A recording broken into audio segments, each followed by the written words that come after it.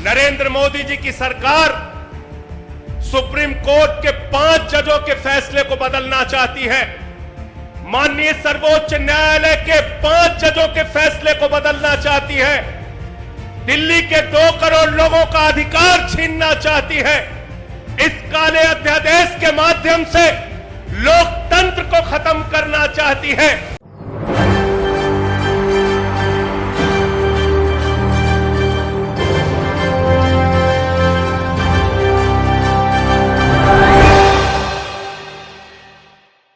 नमस्कार, SPN9 news में आपका बहुत बहुत स्वागत है।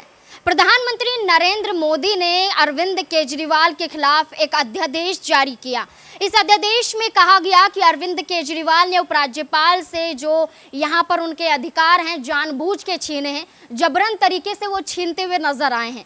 अब ऐसे में अरविंद केजरीवाल ने कहा कि यहां पर प्रधानमंत्री नरेंद्र मोदी 5 जजों के फैसलों को चुनौती देते हुए नजर आ रहे हैं। सुप्रीम कोर्ट ने यहाँ पर साफ तौर पर आम आदमी पार्टी का समर्थन किया और ये कहा कि दिल्ली सरकार के पास अधिकार है, उन पर फैसला लेने का हक अरविंद केजरीवाल का है। ऐसे में यहाँ पर उपराज्यपाल अरविंद केजरीवाल के अधिकारों में दखल नहीं दे सकते हैं। लॉ एंड ऑर्डर और कानून व्यवस्था उपराज्यपाल के पास है, केंद्र सरकार के पास है, तो वहाँ पर वो काम करते हुए नजर आएंगे।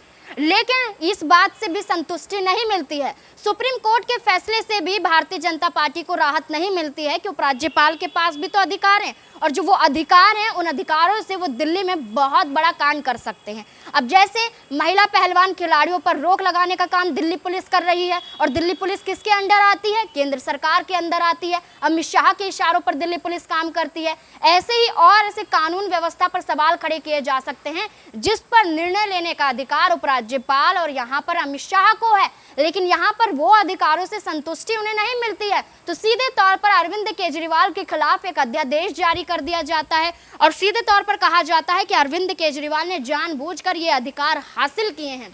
अब ऐसे में अरविंद केजरीवाल को चुनौती देते हुए उन्होंने कहा कि यहाँ पर सबूत दिखाएंगे और अरविंद केजरीवाल से ये अधिकार छीनते हुए नजर आएंगे। साफ तौर पर भारतीय जनता पार्टी की तरफ से कहा गया, उपराज्यपाल की तरफ से कहा गया। उपराज्यपाल अभी अमित शाह के इशारों पर काम कर रहे हैं क्योंकि अरविंद केजरीवाल के विरोध में ही अक्सर नजर आते हैं। वो यहाँ पर अरविंद केजरीवाल का समर्थन नहीं करते हैं। अब ऐसे में देखा जाए तो यहाँ पर अरविंद केजरीवाल ने सीधे तौर पर रामलीला मैदान में जाकर हल्ला बोल दिया, तमाम विपक्षी पार्टियों का समर्थन पाया और समर्थन पाते हुए ये कह दिया कि यहाँ पर हम फिर से सुप्रीम कोर्ट जाएंगे और सुप्रीम कोर्ट जाते हुए फिर से यही मुकदमा जीतते हुए नजर आएंगे। सीधे तौर पर अरविंद केजरीवाल ने कह दिया, लेकिन इसी बात से यहाँ पर भारतीय जनता पार्टी को मिर्ची लगती है और अध्यादेश को लेकर वो डंके की चोट पर कहते हैं कि अरविंद केजरीवाल अब रामलीला मैदान में जाने का जो षड्यंत्र रचा है वो जानबूझकर जनता को गुमराह करने का काम कर रहे हैं। ऐसे में यहाँ पर आम आदमी पार्टी के नेता हैं, वो काफी कुछ प्रधानमंत्री नरेंद्र मोदी की सच्चाइयों को बता रहे हैं। यहाँ पर सीधे तौर पर बता रहे हैं कि यह अध्यादेश किस तरीके से देश की जनता के खिलाफ है, दिल्ली की जनता के खिलाफ है। क्या कुछ यहाँ पर सौरभ भारद्वाज कहते हुए नजर आ रहे हैं, देखिए इस रिपोर्ट में। की सत्ता के बाद भी आम आदमी पार्टी का एक एक कार्यकर्ता संघर्ष के लिए तैयार है और रामलीला मैदान में आ चुका है। और ये रामलीला मैदान इतिहास के पन्नों में गवाही देता है कि इस रामलीला मैदान के अंदर जब जब किसी चिंगारी की शुरुआत हुई है वो चिंगारी पूरे देश में पहुंच के क्रांति बनी है।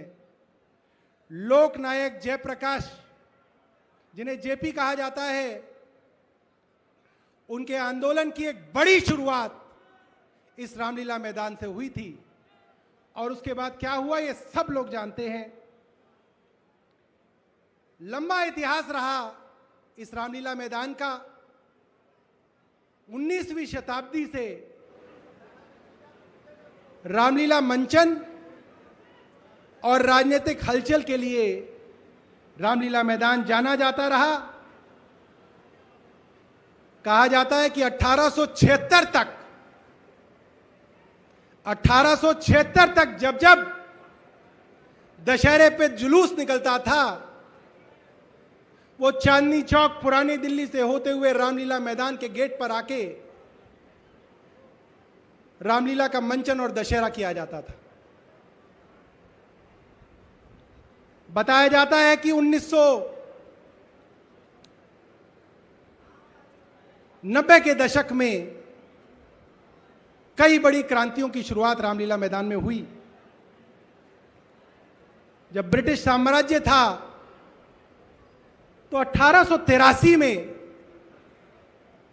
अंग्रेजों को एक बड़ी जगह की जरूरत थी और उस समय इस रामलीला मैदान को ब्रिटिश सैनिकों के लिए एक विश्राम गृह की तरह इस्तेमाल हुआ। और भारत की आज़ादी के बाद बहुत बड़ी बड़ी क्रांतियों के लिए ये रामलीला मैदान जाना जाता रहा है। दिल्ली के माननीय मुख्यमंत्री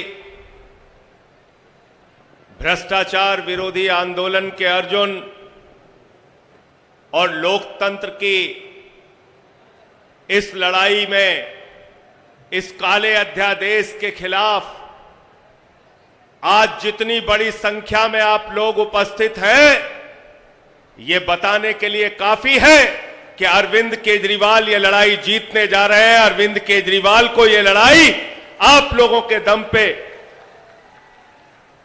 इसमें जीत हासिल होगी। आदरणीय अरविंद केजरीवाल जी, पंजाब के मुख्यमंत्री भाई भगवंत मान जी,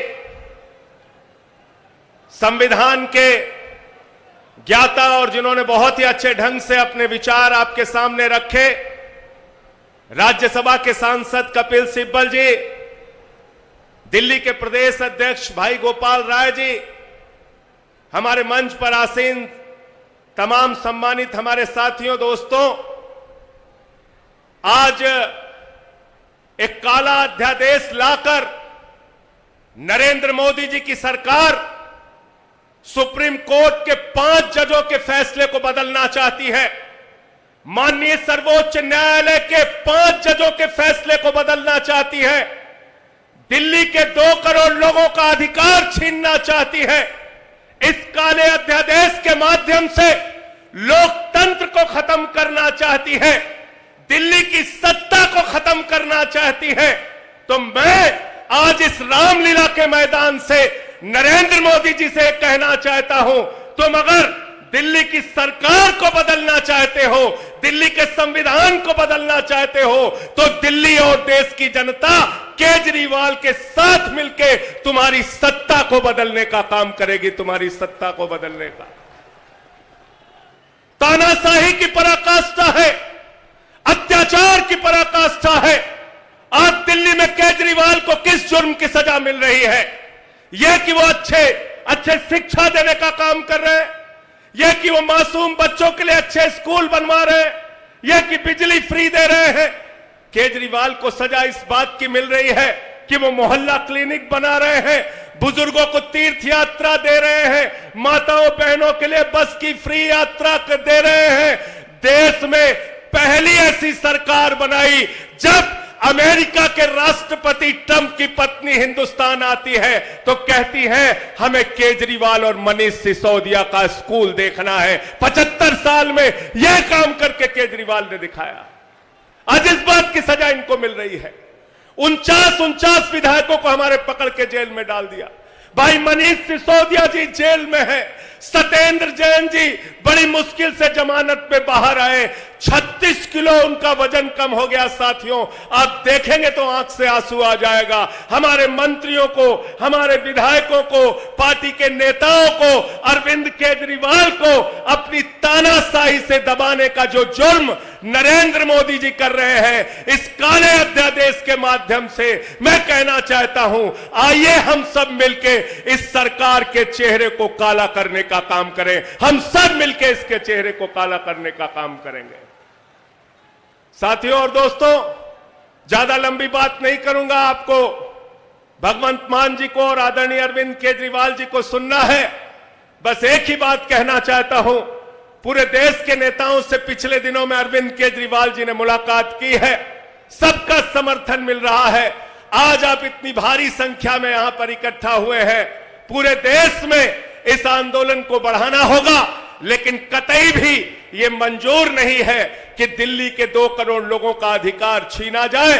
और इस अधिकार को अगर छीना गया तो सड़क से लेके संसद तक लड़ाई होगी। राज्यसभा में जब ये बिल आएगा तो इस बिल को सारी विपक्षी पार्टियों के साथ मिलकर गिराने का काम हम लोग करेंगे। राज्यसभा में ये बिल पास नहीं होने देंगे। बहुत बहुत शुक्रिया, बहुत बहुत धन्यवाद। इंकलाब, आम आदमी, आम आदमी। सिर्फ सौरभ भारद्वाज की बात ना की जाए, संजय सिंह, अतिशी, खुद अरविंद केजरीवाल और अरविंद केजरीवाल के समर्थन में उतरने वाले कपिल सिब्बल भी यही बातें बोलते हुए नजर आ रहे हैं कि अध्यादेश ये लोकतंत्र के खिलाफ है, ये अध्यादेश दिल्ली की जनता के खिलाफ है और ये अध्यादेश सुप्रीम कोर्ट के उन 5 जजों के खिलाफ है जो यहाँ पर फैसला सुना चुके हैं कि अरविंद केजरीवाल के पास उनके अधिकार रहेंगे। अब ऐसे में चुनौती दे दी अरविंद केजरीवाल ने कि हम सीधे तौर पर सुप्रीम कोर्ट का रुख करेंगे दोबारा और वहां पर भी जीतते हुए नजर आएंगे। और जिन अधिकारों को लेकर अध्यादेश जारी कर रही है प्रधानमंत्री नरेंद्र मोदी की सरकार, वो उनको यहाँ पर मुंह की खानी पड़ेगी। अब इस पूरे मुद्दे को लेकर आपकी क्या राय है, कमेंट बॉक्स में जरूर बताएं। धन्यवाद।